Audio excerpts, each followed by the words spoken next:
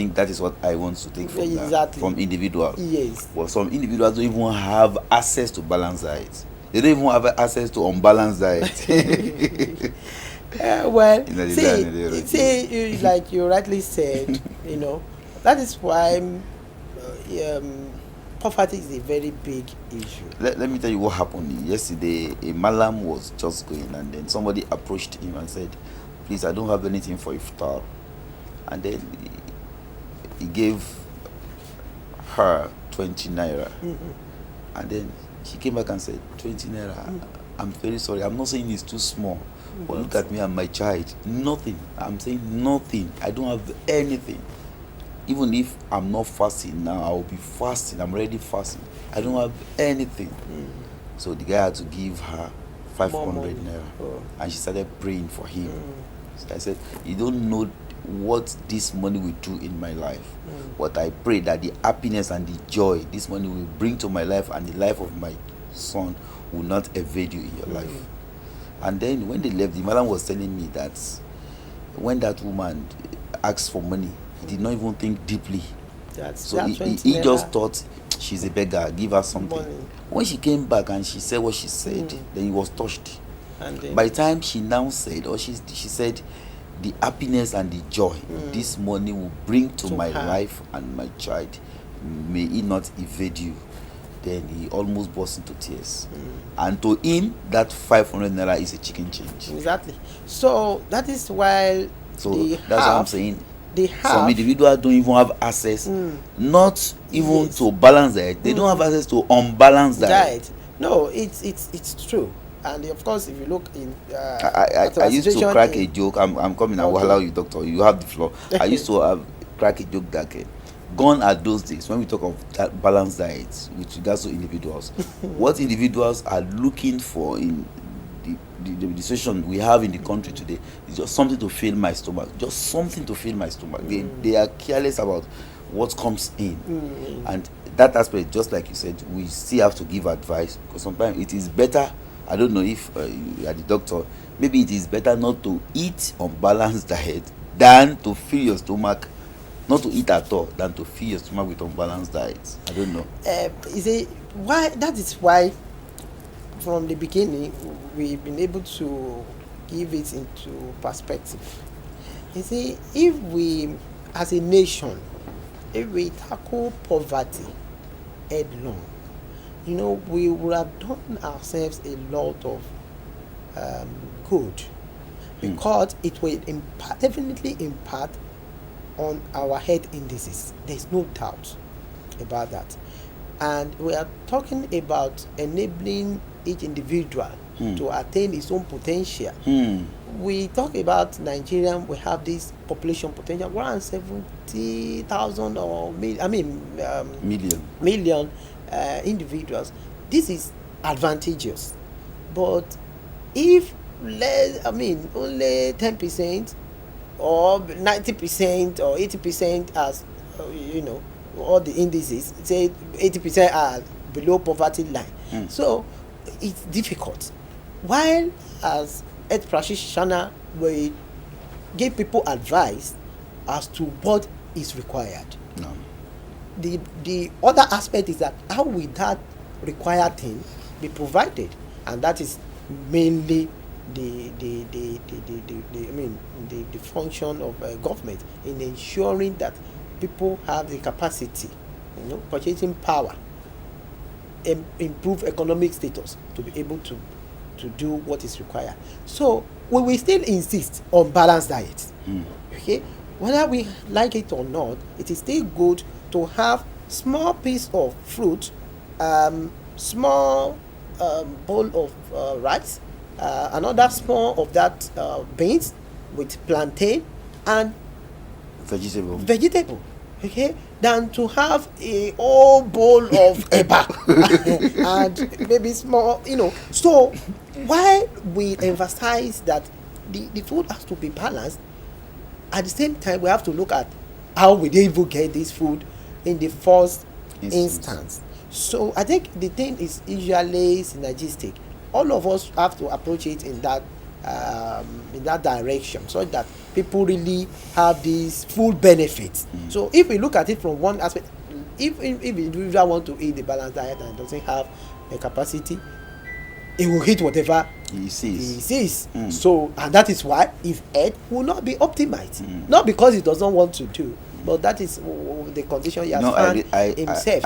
At the same time, we also need to also take cognizance of those things in terms of diet.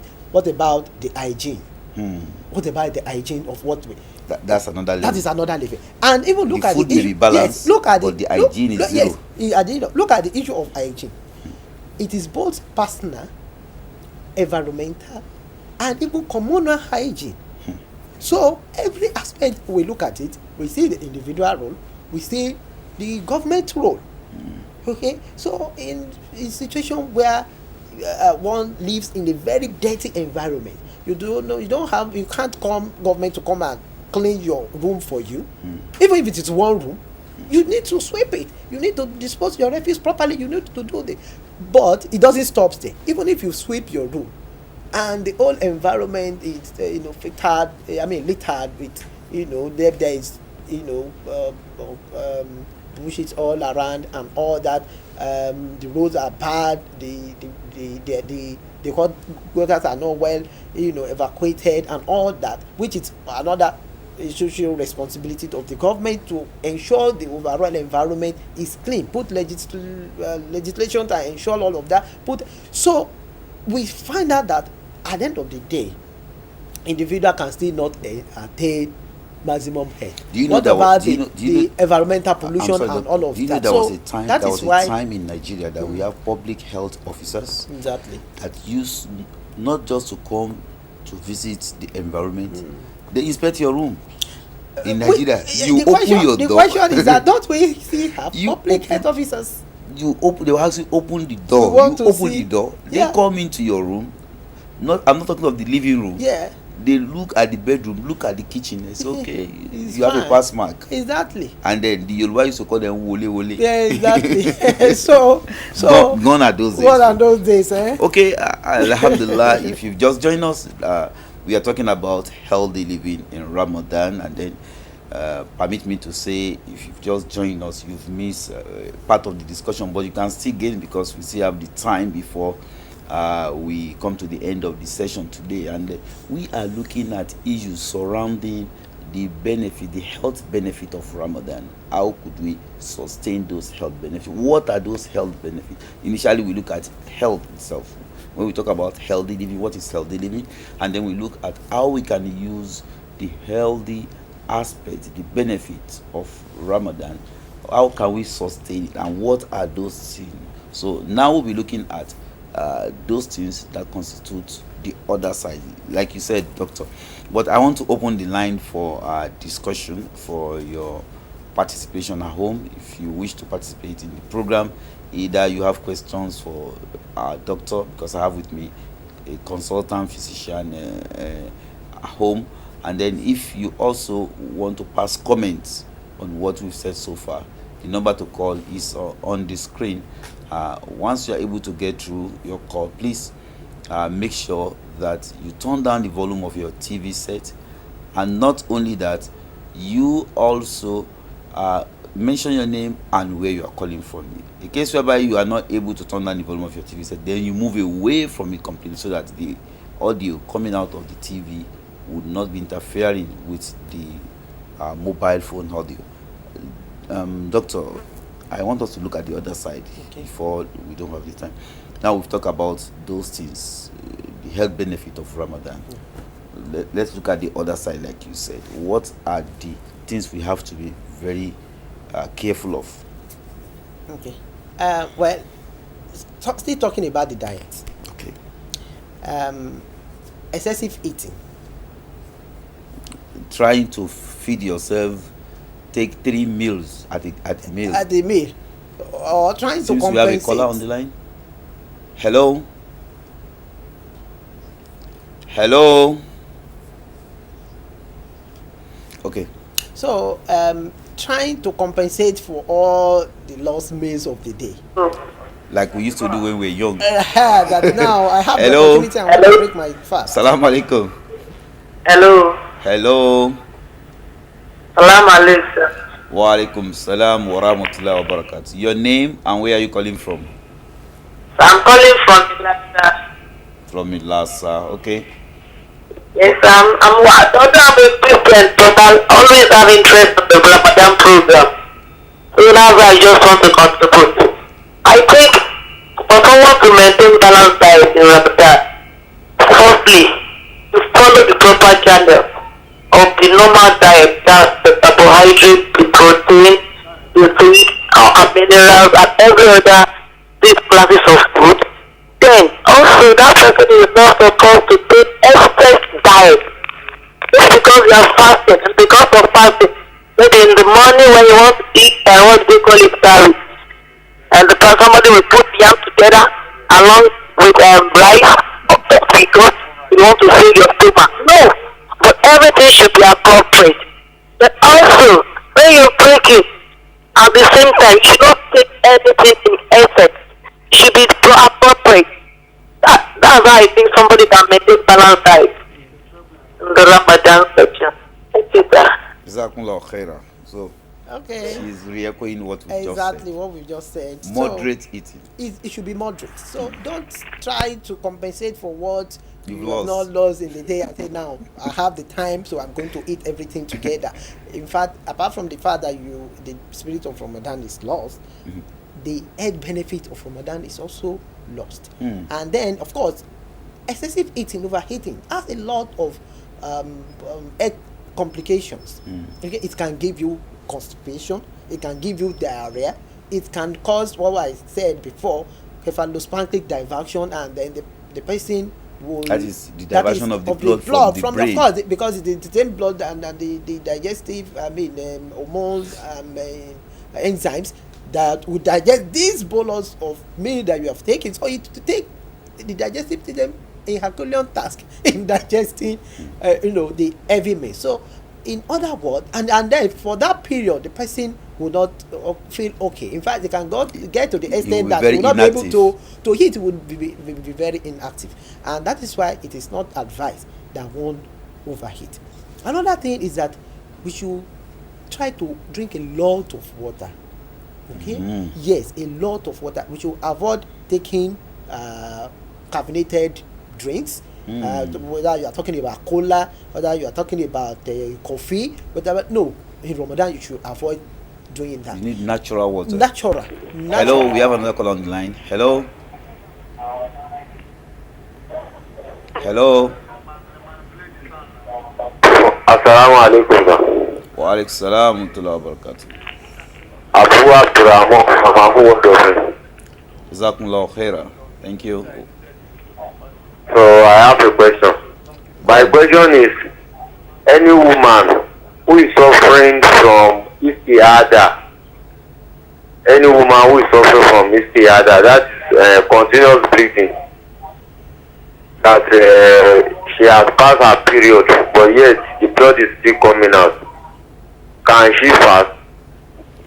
Yeah. I think my question is understood, sir. Yeah, it's understood. Okay, Jazakallah khairan. Assalamu alaikum. That is my own line. Once it has been confirmed that it is istihada, she is expected to observe her salat, and she's also expected to take her fast. Once the salat is compulsory, then the fast is also compulsory. What she has to do is to consult a doctor and see how she will be able to stop the excessive bleeding. The istihada is the continuous bleeding after menstrual period, and then in Islam, such state does not terminate or deprive the woman of act of ibadah, either the sawm, the salat, or the hajj. So a mustahada, somebody who is having excessive istihada after menstrual period, is expected to fast. That is just the answer. But I said once it has been confirmed that it is istihada. Okay, so going back to what we are talking about, what to avoid is energy drinks. Carbonate drinks. No, I said caffeinated drinks. Caffeinated. Caffeine. That Caffeinated. contain, yes, caffeine. Okay. Caffeinated. I thought you said This is- carbonated. No. Caffeinated drinks. Okay. That Okay. contains caffeine, either Either in terms of cola, energy coffee. drinks, coffee. All of these are should be avoided. And I'm Totally. I'm emphasizing on drinking a lot of water. You know, in Ramadan, as apart from the fact that we do not eat, we don't drink during that period, and tendency for dehydration is there. So you should try and take a lot of water, especially when you are breaking your fast in the evening. And also in the morning. It will aid the digestive system, and at the same time try to replenish the level of hydration, at least throughout the period of But Ramadan. ignorantly, people run away from drinking water. Yesterday, it happened when we were breaking our fast. Somebody said, "No, I don't want to drink water. I won't be able to eat anymore." He did not even take water. Ate. When he finished eating, and then the next thing they did was to take. They just small. No, not even small. He did not even touch the water. Okay. He took. That's why the carbonated one. Oh no, that is not The carbonated one. That's not the caffeinated. The caffeinated. Okay. Carbonated one. Even if it's the carbonated, because, like I said, we also need to refrain from refined sugar. And those are carbonated. All those ones, they are refined sugar. So because refined sugar, and refrain from too much of fatty things. In fact, too much of fried things. You can have some few fried plantain, but not every time. This, what we are talking about, is what we should practice before and even after Ramadan. But you see, one of the benefits of Ramadan is that it's a state where we want to train ourselves on discipline. And if we abide by these things in Ramadan, not eating while we are fasting is because we are disciplined and we have a goal. We want to, satisfy our Lord who has said we should do that. But at the same time, we are gaining all these health benefits. And if we attain that discipline during Ramadan, it is expected that after Ramadan we'll be able to continue with it. So if we attain this balanced diet, eating moderately, eating good food during Ramadan, even after Ramadan, we should be able to continue, because this is not limited to Ramadan.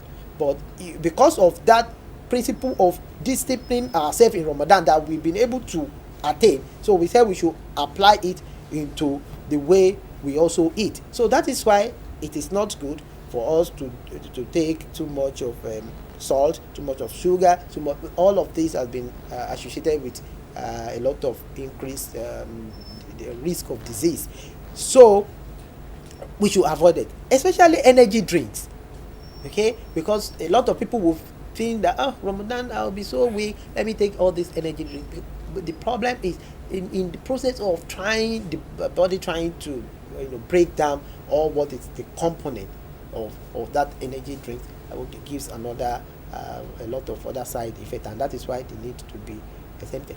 Now, not drinking enough water, okay, trying to fill its stomach with food is a lot of disservice, because it will now predispose the person to constipation. Because throughout the day you won't have the opportunity of drinking. So if you take a lot of meal, you didn't drink water, you are prone to constipation. And if you do that for a long time, you are at risk of even having kidney stones.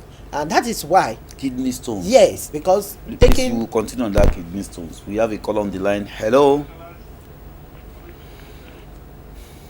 Assalamu alaikum. Wa alaikum salam wa rahmatullahi wa barakatuh. This is Martina calling from Surrey. Okay, Halaja Madina from Surrey, Jazakumullah. My question is more about Maltina juices. Thank you. We are not particular about a brand, exactly, but we are talking generally. Exactly. So she meant the carbonated drinks now. So yeah. What about that? Yeah, see, all of this, I said the one that is really frowned at are the caffeinated. Caffeinated, okay. Okay. Although we are Maltin- advised to also shun excessive refined sugar. So you take Maltina, but you don't now make it part of your regular, that okay, Your for habit. every meal. or the meal, I must take a the carbonated. Maltina must be there. No, but surely take it. What is important, even with your Maltina, still create space For water. Okay, because they are concentrated, they are refined sugar. All right. So if you take Maltina, it's not haram and it's not prohibited for you to take it, especially if you do not have diabetes, because there are certain conditions that make all of that forbidden for you. We are talking about you want to maintain healthy when you are, and if you are not, you do not want to worsen your health. So all of these things has to be avoided for us to be able to go. But like I was talking, You're talking about kidney stones. exactly. If you do not take enough water over a long period of time, it disposes you to having kidney stones. And of course, when there's kidney stones, there's also possibility of having kidney problems. So it is important. So I'm sorry, doctor. Those who do not go to the toilet for weeks or days, is it because they take less water aside Go to the fact that toilet type to of urinate food? or to defecate. Which one? Defecate. To defecate. Mm. Somebody was telling me sometimes it takes him almost 8 days, sometimes 7 days. No, that is abnormal. Well, Why the number one is every day? No, not necessarily. What is important is that individual, if you eat, except we are not eating, if you eat, He's eating. he's eating. If you eat within maximum period of a day or two, you should go to toilet to defecate. Maximum period of a day or two. However, individual varies. Okay, if your own system is that every day you go, you know that is your system. Now, for that individual, if he does not go after 2-3 days, you know there's a problem. If an individual is every other day, so by the time he's not going the second, the third, ordinarily I should have gone to that when they become constipation. But if you do not drink a lot of water, of course you will have constipation, because you need water to also flush the digestive system. So is it advisable to say that before you start eating, take water? During the course of the meal, take another glass of water, and at the end of it, you do the same thing. Is it advisable to say that? It is advisable if you want it that way. If you want to drink the water at the beginning, at the end, what is important that drink water. And what is the measure? Okay, we say that at least take minimum of 2 to 2.5 liters of fluid in a day. What is 2 to 2.5 liters? So if you're looking at glass cup, a small glass cup should be around 50 mils. Okay, that's like a sachet of pure water. A sachet of that's pure 50 water. ml, not up to 2.5 liters. No, it's not up to 2.5 liters. So you can imagine that you need to take like 4 or 5 of that on a daily basis. That's the minimum. Some condition even warrant that you take more than that, like 3 liters and all that. But if you take 2 to 2.5 on a daily basis, at least you are quite okay. So during your meals, and if you want to spread it to the meal period alone, no problem. But if you want to spread it all over the period where you have the opportunity of still taking something when you are not fasting, it's also okay. So, but at least ensure that you take as much as 2 to 2.5 liters of, which are equivalent to like 4 or 5 sachets of pure water. Okay, or if you want to use the other one, you can measure it that way. So that's very interesting. Yes, that is. I could see where the problem is coming from now. A lot of people are not taking enough water. They particularly during the month of Ramadan. during the month of Ramadan, they prefer to take and the thing about those carbonated drinks is that you get filled easily. Yeah. And with it, you still be tasty. Okay, you get filled easily, you still be tasty because they are very concentrated and they don't satisfy the taste center in the brain. So because of concentration, so the stress essential will still say no, you still need to replenish and then to take fluid. Okay, doctor, I don't think we can entertain any more call because of time. And then now, I mean, summarily, what would be your advice to our Muslim brothers and sisters listening to us with regards to healthy living in the month of Ramadan? Well, my advice is that we should take balanced diet, we should exercise moderately, we should not have a sedentary lifestyle that is sitting down all the time. If we have any health condition, we should seek medical attention for it. We should not wait until it becomes problematic. At that point, it may just be advice that will be needed, but if you don't seek medical attention for it, it can become problematic.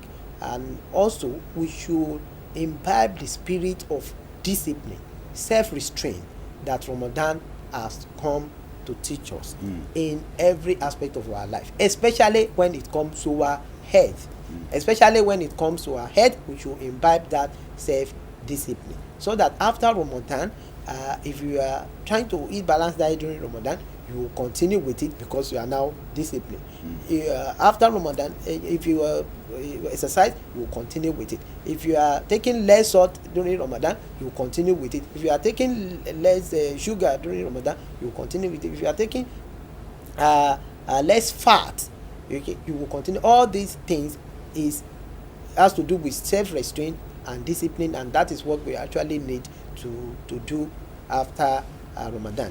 Those who have any condition that require that they should take medication, they should seek doctors, especially Muslim doctors' advice as to how they want to take their medication, especially during this month of Ramadan, so that it will not adversely affect their health. They should not abandon their drugs that, oh, we are in 4th month of Ramadan. At the same time, they should take it the way the doctor has prescribed it, as it's favors Ramadan. I must say we are very happy to have you today on our Living in the Month of Ramadan segment. May Allah reward you abundantly for coming on to the program. So that is all we have for you today on Living the Month of Ramadan. Please don't forget that even if you are poor, you are very, I don't want to use, you are very fortunate, because taking water is better for you than the carbonated drink, and then that is what poverty will push you to take water, and you have to take it moderately, and that is to say at least 4 to 4 sachets per day, even during the month of Ramadan. And don't forget to eat moderately. That is what we take away from this lesson, and then we have to be disciplined with that during the month of Ramadan and outside Ramadan. We move on to the next segment. This segment is particularly for the women, and in general we can also derive benefit from it. It is Wise Ladies segment. Let us enjoy it.